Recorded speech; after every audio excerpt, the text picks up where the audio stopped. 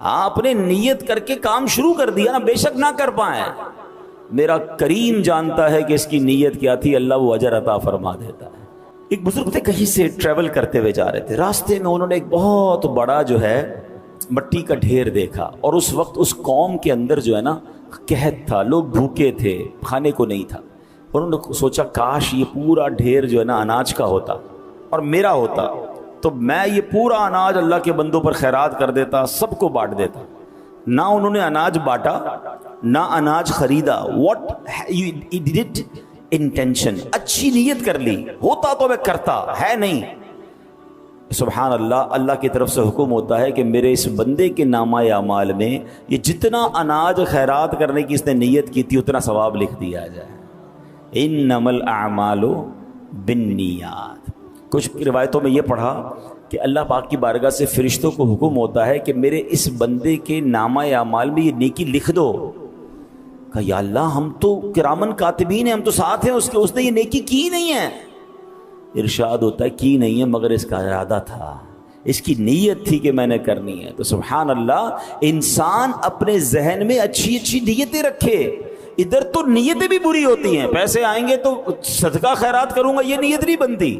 پیسے آئیں گے تو فلاں خواہش پوری کروں گا، فلاں غلط کام کروں گا۔ معاذ اللہ، انسان آج کے دور میں بری نیتیں کرتا جا رہا ہے۔ ہونا یہ چاہیے کہ بندہ نیت کرے اللہ تو جب مال دے گا میں بھی قربانی کروں گا اور بہترین جانور تیری راہ میں کروں گا۔ اے اللہ جب تو مال دے گا میں بھی حج کروں گا، ابھی نہیں ہے میرے پاس۔ اے اللہ جب اسباب ہوں گے میں بھی بار بار مدینے جاؤں گا۔ اے پروردگار اگر مجھے کچھ ملا تو میں غریبوں کی مدد کروں گا، فلاں چیز مجھے مل گئی تو میں اس کے ذریعے یہ والی نیکی کروں گا۔ یہ ہے اچھی نیتیں۔ اور پھر اللہ دے دے تو وہ کرنا بھی چاہیے، یہ بھی الگ پرابلم ہے۔ بندہ وعدے رب سے کچھ اور کر رہا ہوتا ہے، کام اس کا ہو جائے تو اللہ کو ہی بھول جاتا ہے۔ اللہ سے کتنے وعدے کیے ہوں گے ہم نے، یا اللہ میرا یہ مسئلہ حل کر دے پھر نماز نہیں چھوڑوں گا، یا اللہ یہ مسئلہ حل ہو جائے پھر میں اتنے خیرات کروں گا، میں اتنے غریبوں کی مدد کروں۔ جیسے ہی مسئلہ حل ہوا بندہ ہی غائب۔ ہمارے ساتھ تو کبھی کبھی ہوتا ہے نا، مسجد میں اچانک کوئی بندہ نظر آنے لگ جاتا ہے، پورا سال نظر نہیں آتا، اچانک نظر آ جاتا ہے، سر پہ ٹوپی، ہاتھ میں تسبیح۔ خیریت تو ہے بھائی؟ بس وہ ایک پرابلم آ گئی تھی، گھر میں مسئلہ آ گیا تھا، یا والدہ ہاسپٹل میں ہیں، یا فلاں کاروبار کا بڑا مسئلہ ہو گیا ہے، بس اللہ سے مانگنے ہیں۔ بہت اچھی بات ہے۔ تھوڑے دیر بعد بندہ غائب ہو جاتا ہے۔ بھائی کیا ہوا؟ کہ وہ مسئلہ حل ہو گیا۔ ارے بھائی جس رب نے مسئلہ حل کیا اسی چھوڑ کے چلے گئے۔ یعنی اللہ سے دوستی بھی کنڈیشنلی کرنی ہے، جب تک مسئلہ بٹکا ہوا، جب تک مسجد کا راستہ یاد ہے، جیسے ہی مسئلہ حل ہوا بندہ ہی غائب۔ ایسا نہیں ہونا چاہیے۔ میں مشکل میں بھی اپنے رب کو یاد کروں، میں راحت میں بھی اپنے رب کو یاد کروں۔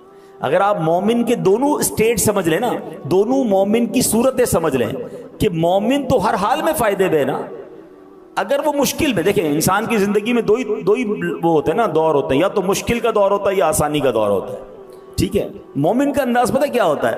مشکل میں صبر کر کے ثواب کما رہا ہوتا ہے، راحت میں شکر کر کے ثواب کما رہا ہوتا ہے۔ تو مومن تو مزے میں ہے کہ اگر آپ اس وقت کسی مشکل سے گزر رہے ہیں تو بھی اللہ کو یاد کریں، ان اللہ مع الصابرین، صبر کریں، صبر کا ثواب روز مل رہا ہے آپ کو۔ جیسے ہی اللہ نے اچھے دن کر دیے اب شکر کرنا شروع کر دیں، ہیں لئن شکرتم لازیدنکم، تم میرا شکر ادا کرو میں تمہیں اور عطا کروں گا۔ یعنی مجھ پر تو ہر وقت رحمت کی بارش برسنی چاہیے تھی، مگر ادھر معاملہ الٹا ہے۔ مشکل ہوتی ہے تب بھی اللہ کو کچھ لوگ ناراض کرتے ہیں۔ وہ کیسے؟ شکوے، شکایت، کمپلین، معاذ اللہ، اللہ سے ہی مایوسی کی باتیں شروع کر دیتے ہیں۔ غلط ہو رہا ہے۔ جیسے ہی اللہ اچھے دن پھیر دیتا ہے تو شکر کرنے کی بجائے عیاشیوں میں لگ جاتے ہیں، گناہوں میں لگ جاتے ہیں، اللہ کی نافرمانی میں، یعنی ادھر بھی غلط ادھر بھی غلط۔ مومن وہ ہوتا ہے جو ایوری ٹائم، ہر حال میں وہ اپنے رب کو راضی کرتا ہے۔ تو یہ بات ہمیں اس میں سیکھنے کو مل رہی ہے کہ اچھی نیت کا اجر کیسا ہے۔ اب کمال کی بات ایک اور سیکھنی ہے کہ شوق مدینہ ہونا چاہیے۔ ہاں آپ ذرا انداز دیکھیں نا ان کا، اتنی بڑی عمر ہو گئی ہے، بیماری ہے، مگر تڑپ کیا ہے کہ گھر میں نہیں رہنا، مجھے مدینے پہنچنا ہے، مجھے سواری پر بٹھا کر اللہ کے حوالے کر دو، میں راضی۔ اور راستے میں انتقال بھی ہو گیا، اللہ اکبر۔ انہوں نے تو اپنے کام کر دیا نا، وہ نہیں پہنچ پائے الگ بات ہے، پر وہ تو کر چکے جو کرنی بشر کی ہے، انہوں نے اپنے حصے کا کام کر دیا، اللہ اکبر۔ اب ہمیں بھی یہ کرنا ہے۔ ہم میں سے بہت سارے ایسے ہوں گے جو سوچتے ہوں گے کہ یار میں کیسے مدینے پہنچوں گا، میں کیسے نبی پاک کے پاس پہنچوں گا، پاسپورٹ نہیں ہے، پیسے نہیں ہیں، ویزا نہیں ہے۔ دعائیں تو کر سکتے ہیں، آنسو تو بہا سکتے ہیں، ہیں اللہ کی بارگاہ میں التجا تو کر سکتے ہیں, نبی پاک کی بارگاہ میں رات کو سوتے ہوئے درود پاک کا نذرانہ پیش کریں. کبھی تو ایسا ہو کہ مجھے رات اس لیے نیند نہیں آ رہی کہ آج مدینہ یاد آ رہا ہے, دل میں ہو یاد تیری گوشائے تنہائی ہو, پھر تو خلوت میں عجب انجمن آرائی ہو. کبھی تو آنکھوں سے آنسو بہے نا کہ یہ تو میرے اختیار میں, پیسے میرے اختیار میں نہیں ہیں, مگر میں التجا تو کروں, درود تو پڑھوں. ہم نے دیکھا کہ کئی ایسے لوگ ہوتے ہیں جن کے پاس کچھ نہیں ہوتا اور ایسے بلاوا آتا ہے. ایک عاشق رسول کا انداز بتاتا ہوں. وہ سوچتے تھے یار میرے پاس تو حج کرنے کے پیسے نہیں ہیں, مدینے جانے کے پیسے نہیں ہیں, مگر پاسپورٹ جتنے پیسے تو ہے نا, پاسپورٹ بنا لیتا ہوں, بلاوا آنا ہوگا تو آ جائے گا. تھوڑے تھوڑے پیسے جمع کیے, 5-10 ہزار روپے میں بن جاتا ہے پاسپورٹ. اسی نیت سے 5 سال 10 سال کا پاسپورٹ بنا کے رکھ لو کہ انشاءاللہ پاسپورٹ بن گیا, یا اللہ اب ویزا تو عطا فرما, راستہ تو عطا فرما دے. تو اس عاشق رسول نے اپنا پاسپورٹ بنایا. کہتے 1 روپیہ اس کے علاوہ نہیں تھا, کوئی تیاری نہیں تھی. جس دن پاسپورٹ بن کر آیا اس دن مدینے کا بلاوا آ گیا. نیت کہاں کا منصب, کہاں کی دولت, قسم خدا کی ہے یہ حقیقت کہ جنہیں بلایا ہے مصطفیٰ نے وہی مدینے کو جا رہے ہیں. پرابلم یہ کہ کچھ لوگوں کا ارادہ ہی نہیں ہے, اللہ نے سب کچھ دیا ہے, ان کے دل میں خیال ہی نہیں آتا کہ یار مدینہ شریف بھی جانا چاہیے, ساری دنیا گھومتے ہیں مگر شوق نہیں ہے. میری گزارش یہ اس قرآنی واقعے سے سیکھنا جو ہے کہ ہمیں یہ مدینہ منورہ کا شوق دل میں پیدا کر. اور کیوں شوق پیدا نہ ہو کہ جس نبی کا کلمہ پڑھا ہے وہ مدینے میں ہے. اور آقا علیہ الصلوۃ والسلام نے پتہ کیا فرمایا, من زار قبری وجبت لہو شفاعتی, جس نے میرے روضے کی زیارت کی اس پر میری شفاعت واجب ہو گئی. اب یہاں 3 باتیں سمجھنی ہیں. انعام کتنا بڑا ہے, شفاعت واجب ہے. قیامت کے دن شفاعت ہو گئی تو پھر تو بیڑا پار ہو جائے گا نا. مگر اور گہری بات سنو, علماء کہتے ہیں شفاعت ہوگی کس کی, یاد رکھیے گا, کسی غیر مسلم کی شفاعت نہیں ہوگی. جو ایمان لے کر دنیا سے جائے گا, ایمان والا مرے گا, اس کی شفاعت ہوگی. ہم میں سے کس کو پتا ہم ایمان والے مریں گے کہ نہیں؟ ہم تو دعا کرتے ہیں نا, دعا ہی کرنی چاہیے اللہ ایمان سلامت رکھیو. مگر یہاں نبی پاک نے کیا فرمایا, وجبت لہو شفاعتی, واجب ہو گئی اس پر میری شفاعت. اس کا مطلب یہ ہوا جو مدینے جاتا ہے اس کے ایمان کی حفاظت بھی ہو جائے گی انشاءاللہ, اس کا خاتمہ ایمان پر ہوگا. ایک اور عشق والی بات سنو, روایتوں میں آتا ہے جب قیامت کا دن آئے گا نا, سب سے پہلے شفاعت کبریٰ تو نبی پاک کو عطا کی جائے گی. سب سے پہلے شفاعت نبی پاک فرمائیں گے, جنت کا دروازہ کھلوائیں گے, اللہ کی بارگاہ میں سجدہ کریں گے, آپ کو شفاعت کی اجازت ملے گی. مگر اس کے بعد انبیاء بھی شفاعت کریں گے, اولیاء بھی شفاعت کریں گے, حافظ قرآن شفاعت کریں گے, حاجی اپنے گھر والوں کی شفاعت کرے گا. یہ تفصیل ہے کہ کس کس کو قیامت کے دن شفاعت کا موقع ملے گا. مگر سنو, جو مدینے گیا ہے, نبی پاک نے یہ نہیں فرمایا اس کی شفاعت واجب ہو گئی, فرمایا اس پر میری شفاعت واجب ہو گئی. وجبت لہو شفاعتی, میری شفاعت واجب ہو گئی. تو اے مدینے کے زائر تجھے مبارک ہو, قیامت کے دن صرف شفاعت نہیں ہوگی بلکہ شفاعت خود رسول پاک علیہ السلام فرمائیں گے. پھر بندہ کیوں نہ مدینے جانے کو ترسے. خدا کی قسم ایسا شہر نہیں ہے دنیا میں کوئی اور. ہاں دنیا میں آپ نے کئی ملک دیکھے ہوں گے, کئی شہر دیکھے ہوں گے, 1-2 بار دیکھنے کے بعد آپ کہتے ہیں یار 2 بار دیکھ لیا, اب کہیں اور چلتے ہیں. کتنی بار ایک جگہ جائیں گے. مگر مدینہ وہ ہے 1000 بار دیکھ لیں جی بھرتا نہیں ہے. تو جو نہیں جا پا رہے نا, ان کا کام کم از کم یہ تو ہونا چاہیے کہ میری دعاؤں میں مدینہ ہو, میرے تصور میں مدینہ ہو, میری التجاؤں میں مدینہ ہو, میرے آنسوؤں میں مدینہ ہو. میں مانگتا رہوں اللہ کی بارگاہ سے, اللہ کے رسول علیہ الصلوۃ والسلام کی طرف درود پاک کے نذرانے پیش کرتا رہوں. جو میرے بس میں وہ تو کروں نا. ان صحابی نے کیا کیا, بظاہر جو ان کی عمر ہو چکی تھی, جو ان کی بیماری کا عالم تھا, اتنا لانگ ٹریول ان کے لیے پاسبل نہیں تھا, مگر بیٹھ گئے نا سواری پر. بے شک انتقال ہو گیا راستے میں, پھر کیا اجر ملا کہ اجر پورا ہے, اللہ کے ذمے پر ہے. سبحان اللہ. اللہ کرے کہ یہ کیفیت ہماری بن جائے. تو بہرحال اللہ کریم سے ہم دعا کرتے ہیں کہ ہم سب کو جلدی جلدی مدینہ منورہ کا سفر نصیب فرمائے. حضرت مولانا نقی علی خان رحمۃ اللہ تعالی علیہ, یہ کون ہیں؟ یہ اعلیٰ حضرت امام اہل سنت مولانا شاہ امام احمد رضا خان کے والد صاحب ہیں. ان کے بارے میں آتا ہے کہ شوال کا مہینہ تھا, اب شدید بیمار ہو گئے, جسم کی ظاہری طاقت میں کافی کمزوری آ گئی. اسی حالت میں آپ ایک دن آرام فرما رہے تھے, ظاہری آنکھیں بند تھیں مگر قسمت جاگ اٹھی. خواب میں نبی پاک علیہ الصلوۃ والسلام تشریف لائے اور پیارے آقا نے خواب میں حکم فرمایا مدینے چلے آؤ. ہائے ہائے سر بالی انہیں رحمت کی ادا لائی ہے، حال بگڑا ہے تو بیمار کی بن آئی ہے۔ اب بیماری کے عالم میں نبی پاک خواب میں کیا اشارہ فرما رہے ہیں کہ مدینے آ جاؤ۔ اب انہوں نے مدینہ شریف حج اور مدینے کا پلان کرنا شروع کر دیا۔ گھر والوں نے کہا آپ کی تو طبیعت ٹھیک نہیں ہے، آپ کیسے سفر کریں گے؟ اگین اس زمانے میں پانی کے جہاز میں سفر ہوتا تھا، یہ وہ آسان سفر نہیں تھا، کافی ڈیفیکلٹ ٹریول تھا۔ مگر آپ کہتے ہیں کہ نہیں، آئندہ سال نہیں، نبی پاک نے خواب میں حکم فرمایا میں نے اسی سال حج کرنا ہے۔ آپ نے اعلیٰ حضرت امام اہل سنت کو بھی ساتھ لیا اور جناب سفر حج شروع ہوتا ہے۔ جہاز سمندر کے راستے سے وہ سفر شروع ہوا۔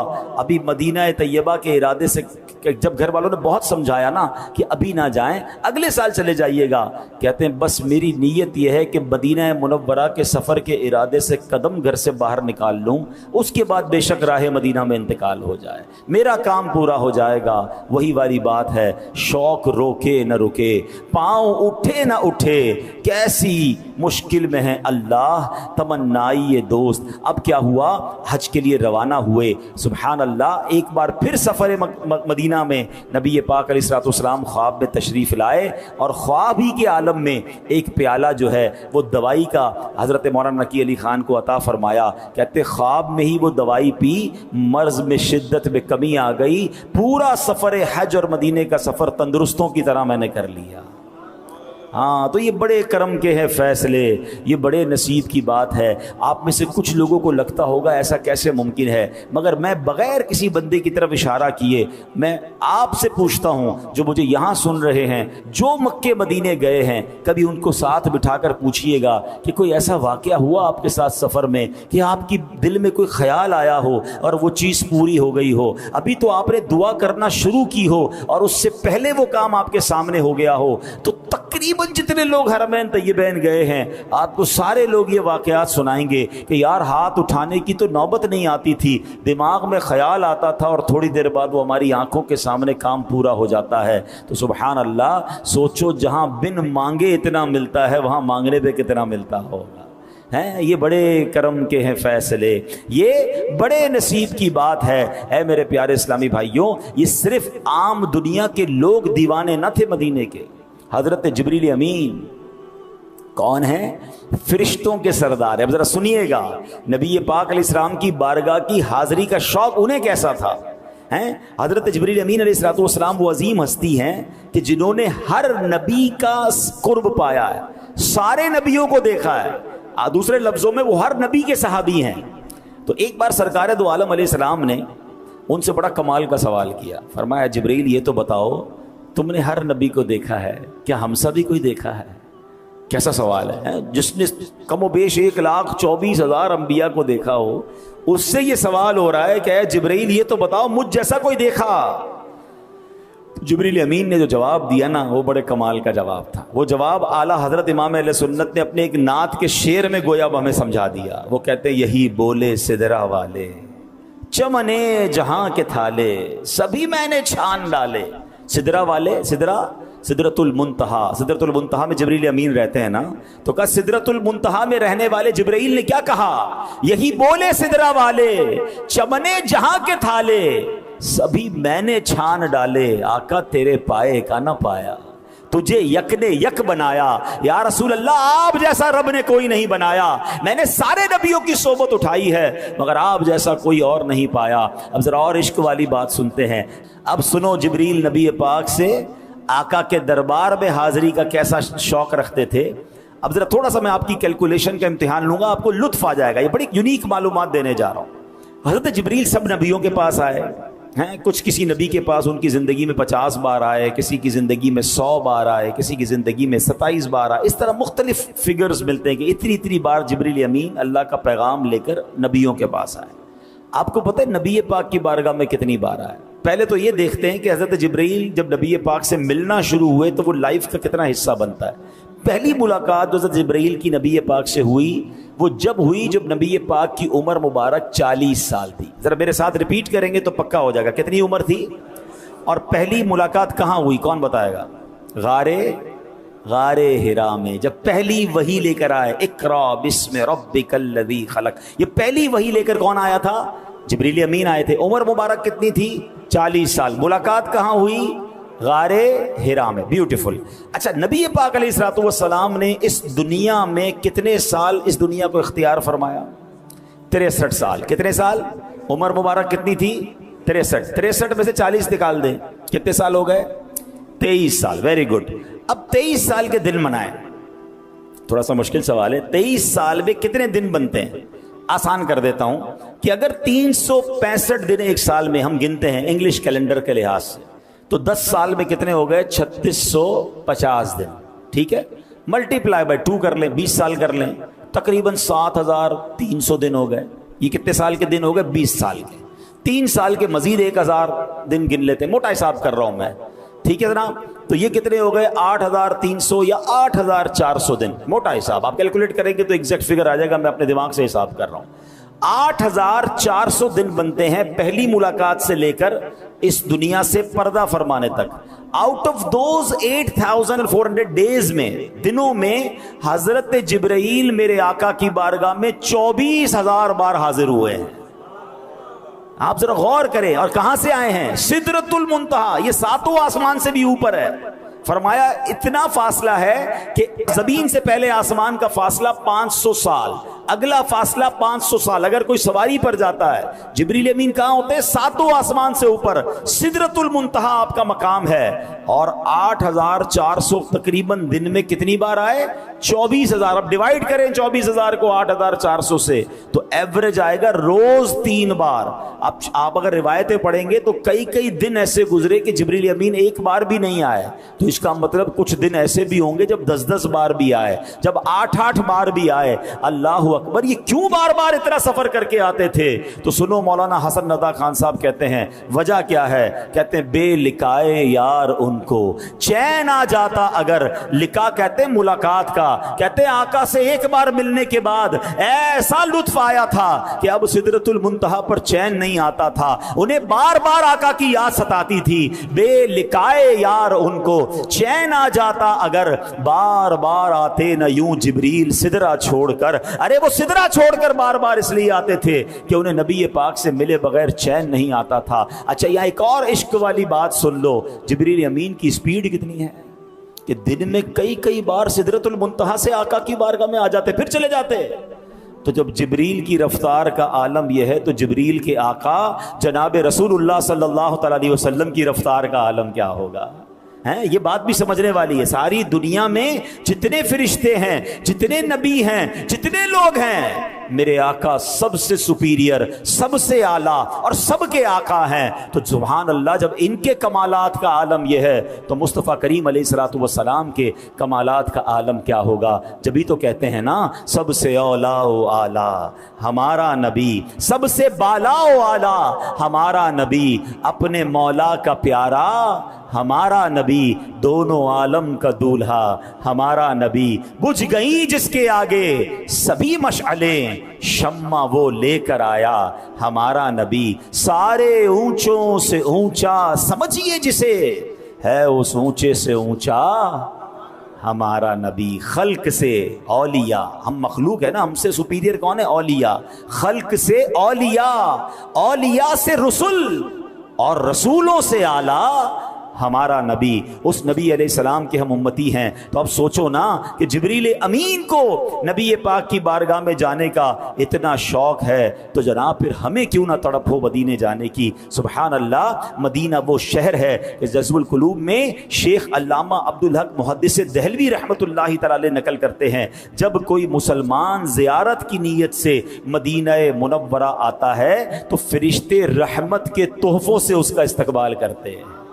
دنیا میں کسی کے گھر جائیں تو باہر چوکیدار آپ کا استقبال کرتا ہے. بعض اوقات ہم جاتے ہیں تو کچھ بچے پھول لے کے کھڑے ہوتے ہیں, مگر مدینہ کیسا شہر ہے کہ اس میں کوئی جاتا ہے زیارت کی نیت سے, فرشتے دنیاوی پھول نہیں رحمت کے پھول لے کر اس کا استقبال کرتے ہیں, رحمت کے تحفے لے کر اس کا استقبال کرتے ہیں. ایسا پیارا شہر ہے مدینہ منورہ. اچھا اب دوسری بات, اب بیان کو اینڈ کرتے ہیں. جو دوسری عشق والی بات ہے کہ حضرت دمورا نے, ہم نے ان کا واقعہ شروع میں سنا کہ آپ مکے میں تھے, سفر پر روانہ ہونا چاہ رہے تھے. کہاں جانا چاہ رہے تھے؟ دل میں نیت کیا تھی کہ ہم مسجد نبوی کو دیکھنا تھا. کیا آپ نے مدینے میں کوئی اور کام کرنا تھا؟ کیا وہاں نماز پڑھنے کی ان کی نیت تھی؟ نہیں. ریاض الجنہ میں نفل نہیں. آپ کی نیت ایک ہی تھی کہ میں نے رسول پاک کے پاس جانا ہے. میں نے نبی پاک یرید النبی صلی اللہ علیہ وسلم کیا کہا کہ اس سفر میں ایک ہی نیت تھی, اور وہ یہ تھی کہ محبوب علیہ الصلوۃ والسلام کے قدموں کی حاضری دی جائے. مگر اب سوال یہ ہے, آپ جا تو نبی پاک کے پاس رہے تھے, مگر قرآن نے کیا کہا تھا؟ میں نے آپ کو ایک بات یاد کرائی تھی, میں دوبارہ وہ آیت پڑھوں گا تاکہ ایک بہت اہم کانسیپٹ کلیئر ہو جائے. اللہ نے یہ نہیں فرمایا جو رسول کے پاس جائے, اللہ نے کیا فرمایا؟ وَمَن يَخْرُجْ مِن بَيْتِهِ مُهَاجِرًا إِلَى اللَّهِ وَرَسُولِهِ. قرآن نے کیا کہا؟ اور جو اپنے گھر سے اللہ اور رسول کی طرف ہجرت کرتا ہے. یہ تو رسول کی طرف جا رہے تھے, اللہ کی طرف تو نہیں جا رہے تھے. یہ تو نبی پاک کے پاس مدینے جا رہے تھے. تو پتہ کیا چلا قرآن کی اس آیت سے اور اس پورے واقعے سے کہ اللہ کے رسول کا در دراصل رب کا در ہے. ان کی اطاعت رب کی اطاعت ہے. یہ راضی ہوتے ہیں تو رب راضی ہو جاتا ہے. سبحان اللہ. یہی بات اعلیٰ حضرت امام اہل سنت نے لکھی, بخدا خدا کا یہی ہے در, نہیں اور کوئی مفر مکر, جو وہاں سے ہو یہیں آ کے ہو, جو یہاں نہیں تو وہاں نہیں. کیونکہ اللہ نے اپنے حبیب علیہ الصلوۃ والسلام کی رضا کو اپنی رضا قرار دیا. ان کی طرف اگر کوئی ہجرت کرے تو وہ ایسا ہے جیسے اس نے اللہ کی طرف ہجرت کی. میں نے قرآن کی آیت سنائی آپ کو تو سبحان اللہ, مدینے جانا بھی دراصل مدینے میں رہتا کون ہے؟ وہ اللہ ہی کے تو رسول ہیں. سبحان اللہ. تو مدینے جانا بھی راہ خدا ہے, اور وہاں جانا بھی وہ ہجرت وہ ثواب کا کام ہے. تو اللہ کریم ہمیں مدینہ منورہ سے سچی محبت نصیب فرمائے, اور یہ بات سمجھنے کی توفیق عطا فرمائے کہ اب کی بار جب مدینے جائیں, کیونکہ نبی پاک فرماتے ہیں من جاءنی زائرن, جو میری بارگاہ میں زیارت کے لیے حاضر ہوا, لا تعملہ حاجت الا زیارتی, اس کے علاوہ اسے کوئی حاجت نہ ہو, یعنی تجارت کے لیے نہیں آیا, کسی اور مقصد کے لیے نہیں آیا, صرف اور صرف میری زیارت کے لیے مدینہ منورہ پہنچا. فرمایا کان حقا علی ان اقول لہ شفیعا یوم القیامہ, آقا فرماتے مجھ پر حق ہے کہ میں روز قیامت اس کی شفاعت کروں. تو مدینے جانا ہے کسی اور نیت سے نہیں, یار چلو تھوڑا سا گھوم بھی لیں گے, تھوڑا دوستوں سے بھی مل لیں گے, تھوڑی شاپنگ بھی کر لیں گے, کوئی اور نیت نہ ہو, بس روضہ رسول پر جانا ہے, اللہ کے نبی کی بارگاہ میں جانا ہے, ان کی بارگاہ میں حاضری دینی ہے, ان کے سوا کسی کی دل میں نہ آرزو ہو. شاعر لکھتے ہیں نا, مدینے جانا تو کیسے جانا؟ ان کے سوا کسی کی دل میں نہ آرزو ہو, دنیا کی ہر طلب سے بیگانہ بن کے جاؤں, بہزاد اپنا عالم سمجھے گا کیا زمانہ, ہے فہم کا تقاضا دیوانہ بن کے جاؤں. اللہ کرے اللہ مدینے کی ایسی حاضری نصیب فرمائے کہ اور کوئی خیال ہی دل میں نہ ہو, بس ایک ہی تمنا ہو, ایک ہی التجا ہو کہ روضہ رسول پر جانا ہے, اللہ کے نبی علیہ الصلوۃ والسلام کی بارگاہ میں جانا ہے, اور وہاں جا کر شفاعت کی خیرات لینی ہے. ایک روایت میں فرمایا کان فی جواری یوم القیامہ, یعنی جو خاص میری زیارت کی نیت سے مدینہ منورہ پہنچا وہ روز قیامت میرے جوار رحمت میں ہوگا, یعنی وہ میرے پڑوس میں ہوگا, میرے ساتھ جنت میں ہوگا. تو سبحان اللہ. کوئی اور دیکھیں, مسجد نبوی میں نوافل پڑھنا ضمناً آپ کو مل جائے گا, ریاض الجنہ میں جانا ضمناً آپ کو مل جائے گا, آپ سید الشہداء بھی جائیں گے, آپ بقیع شریف پر بھی حاضری دیں گے, مگر یہ ضمناً ہے. تو پریمیئر نیت ہے جو superior and one and only آپ کی انٹینشن ہونی چاہیے کہ کہاں جا رہا ہوں؟ اپنے آقا کے پاس جا رہا ہوں, نبی پاک کے پاس جا رہا ہوں, ان کے روضے کی زیارت کو جا رہا ہوں. اور کتنی پیاری انکریج والی حدیث ہے کہ من زار قبری وجبت لہو شفاعتی, جس نے میرے روضے کی زیارت کی اس پر میری شفاعت واجب ہو گئی. بلکہ میرے آقا فرماتے ہیں کہ جس نے میری دنیا سے پردہ فرمانے کے بعد میرے روضے کی زیارت کی وہ ایسا ہے کہ جیسے اس نے میری حیاتی میں میری زیارت کی. اور میں جو ان دونوں حرمین میں سے کسی میں انتقال کر جائے گا بروز قیامت میں اس کا گواہ بنوں گا, میں ان کی شفاعت کروں گا. اللہ اکبر. یہ کیسا مدینہ ہے کہ جہاں جاؤ تو شفاعت کا وعدہ ہے, اور وہاں مر جاؤ تو پھر مغفرت کا وعدہ ہے, پھر شفاعت کا وعدہ ہے. تو سبحان اللہ. तैबा में मर के ठंडे चले जाओ आंखें बंद, सीधी सड़क ये शहरे शफाअत नगर की है। तो अल्लाह करीम हमें मदीना मुनव्वरा से सच्ची और पक्की मोहब्बत नसीब फरमाए। और हमें ये बात आज सीखने को मिली कि हमें अपने शौक़ को बढ़ाना है। देखो ये मदीना आम शहर नहीं है, ये नसीब वालों को आपको सफ़र मिला है, हैं जैसे जी चाहे जहां में घूम फिर, जैसे जी चाहे जहां में घूम फिर, पर ये मदीना है यहाँ आहिस्ता चल, ये फरिश्तों के दरमियान की जगह है। और सुभान अल्लाह, संभल कर पांव रखना ज़ायरों शहरे मदीना में, कहीं ऐसा ना हो सारा सफ़र बेकार हो जाए। तो ये अदब के साथ ज़ौक़ के साथ सफ़र कीजिए। जो नहीं जा रहे, आज बयान का एक मकसद ये था कि अपने दिल में, अपने जहन में मदीने का शौक़ पैदा करें, अपनी दुआओं में मदीने की याद को बसाएं। और खुदा की कसम, जिस दिल में याद मदीना है ना, फिर उसकी ज़िंदगी का लुत्फ़ ही और होता है कि रातें भी मदीने की, बातें भी मदीने की, जीने में ये जीना है, क्या बात है जीने की। और ये जख्म है तैबा का, ये सबको नहीं मिलता, कोशिश न करे कोई इस जख्म को सीने की।